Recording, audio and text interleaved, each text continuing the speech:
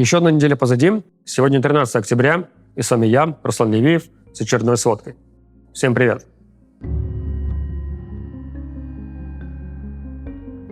На прошедшей неделе заметно оживилась ситуация в Курской области.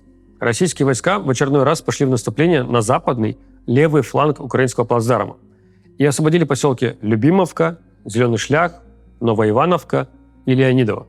Пророссийские источники сообщают, что одновременно с этим были зачищены украинские позиции в Лужковском районе, около поселка Веселое.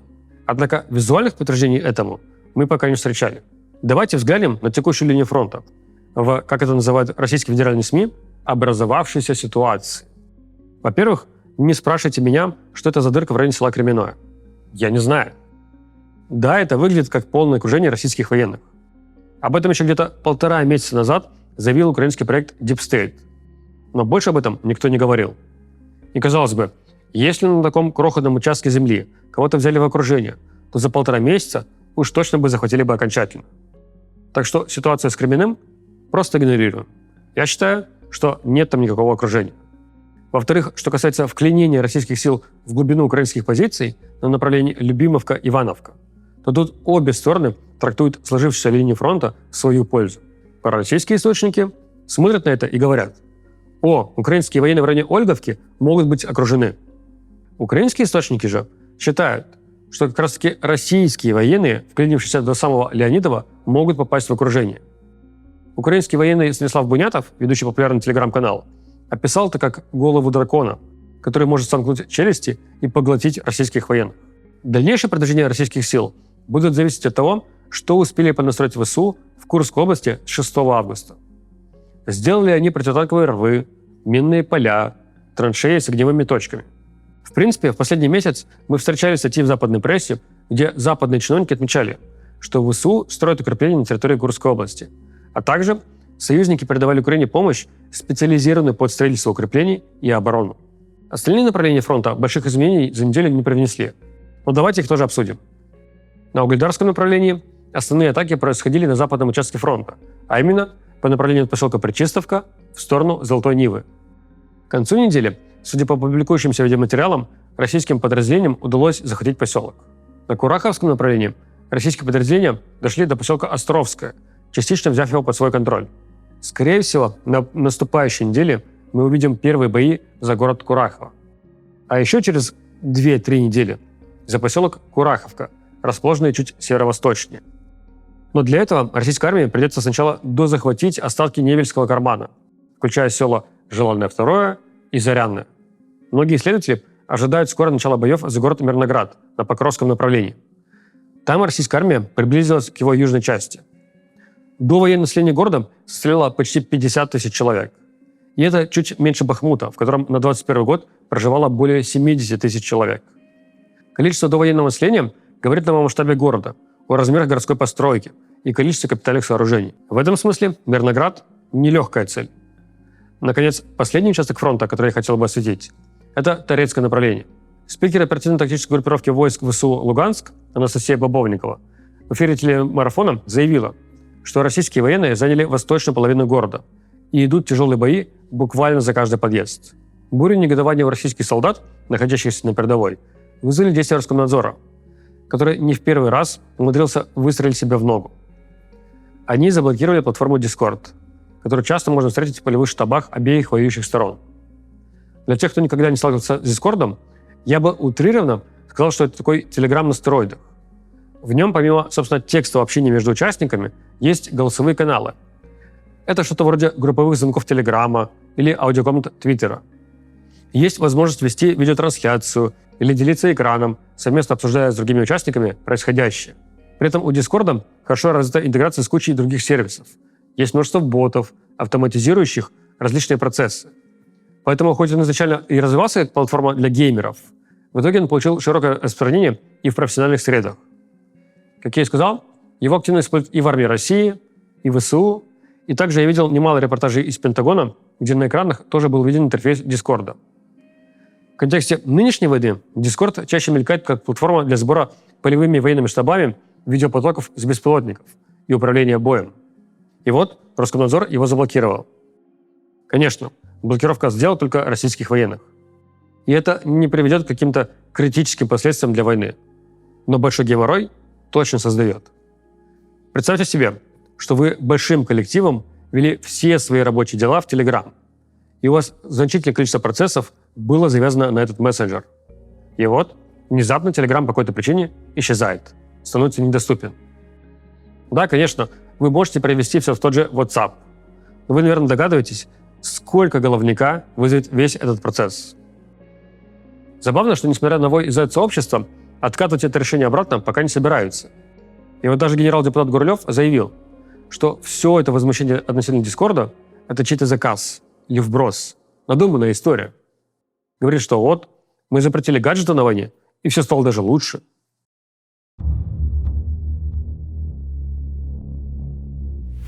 Уже после того, как мы записали прошлую итоговую сводку, стало известно о гибели Ильдара Дадина.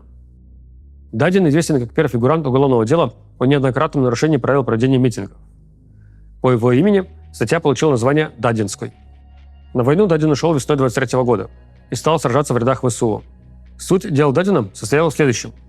6 августа 2014 года он принял участие в одиночных пикетах в защиту фигурантов болотного дела.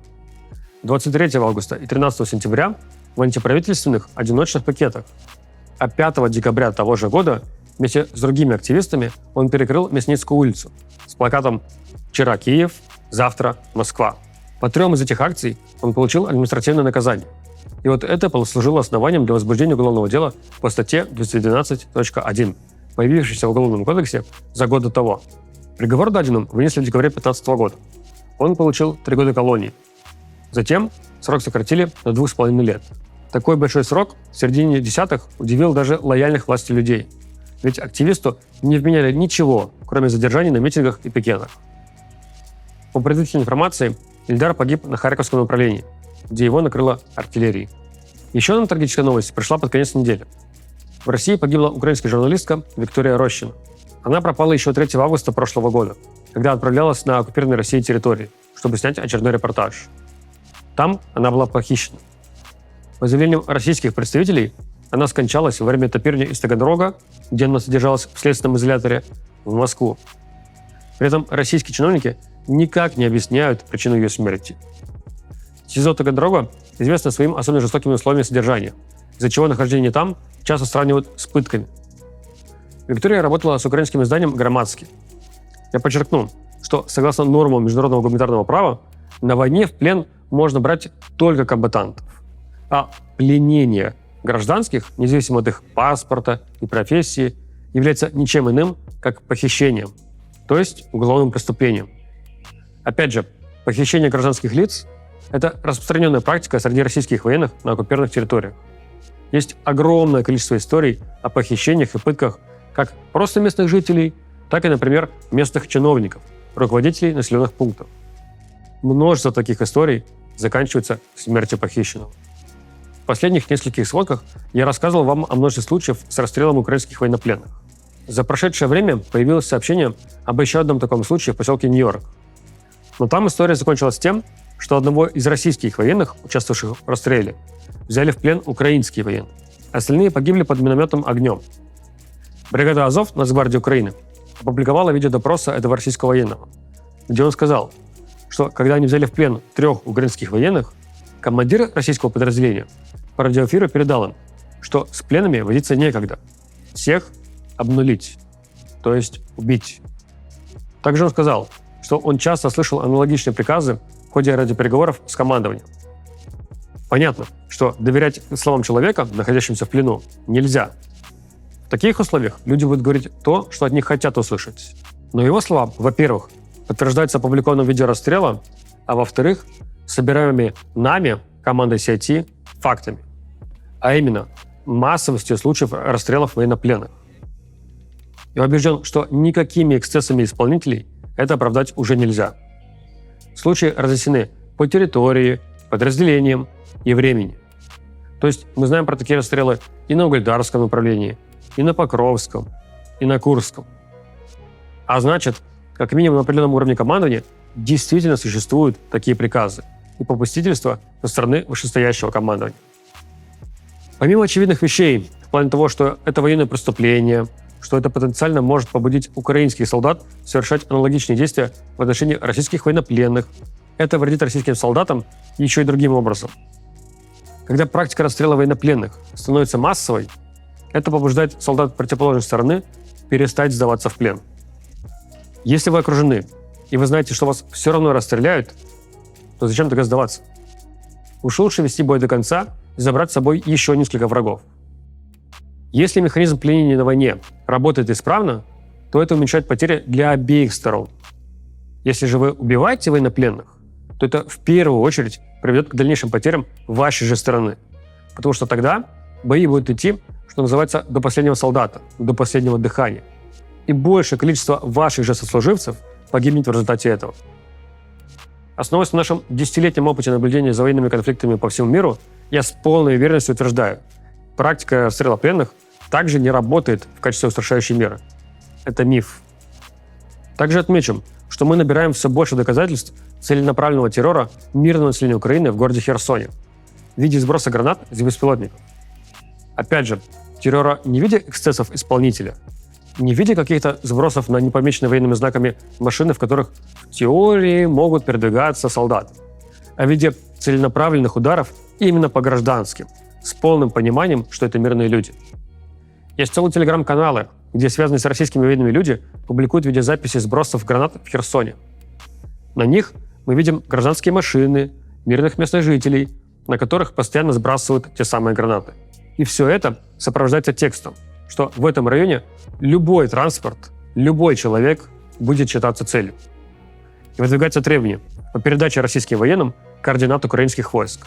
В противном случае такой террор будет продолжаться. И таких публикаций уже прям много. Это тоже становится массовой практикой. Наша команда планирует подготовить ряд отдельных публикаций и докладов на эту тему и представить их в различные международные организации. И, кстати, в контексте потерь и наоборот солдат стоит отметить, что на этой неделе побит новый рекорд. 3 миллиона рублей предлагают за подписание контракта с Минобороны в Белгородской области. И особенно удивительно, что это именно Белгородская область. Казалось бы, у вас там полно переселенцев из приграничных районов. Их надо обеспечить жильем, помощью. Многие из них потеряли имущество, дома. Как насчет того, чтобы им помочь? Чтобы волонтерам не приходилось создавать проекты наподобие «Разместим». Чтобы не было как с Курской областью, когда я с утра открываю свою почту и обнаруживаю письмо от госуслуг с призывом либо разместить у себя таких жителей, либо помочь им как-то финансово. Но нет, за помощь собственному населению никто с губернатора Гладкова не спросит. А вот за темпы набора людей на войну – это уже другое дело. О, кстати, а давайте спросим. Уважаемые жители Шебекинского района Белгородской области, напишите в комментариях, вот вам бы помогла помощь в сумме по 3 миллиона рублей на семью? Нам очень будет интересно услышать ваши ответы. Вот такие новости у нас были на этой неделе. Встретимся с вами в следующее воскресенье. Пока.